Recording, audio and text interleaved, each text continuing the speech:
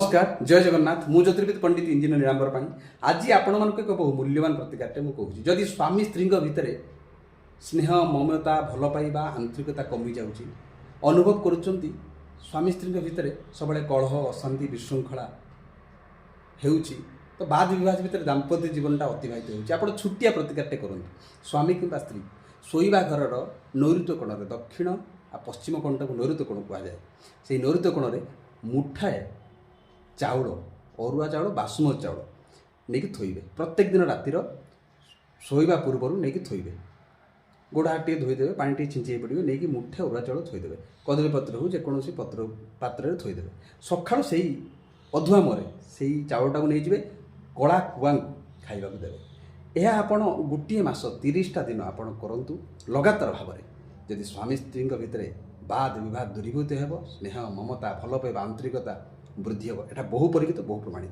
Jai Jagannath.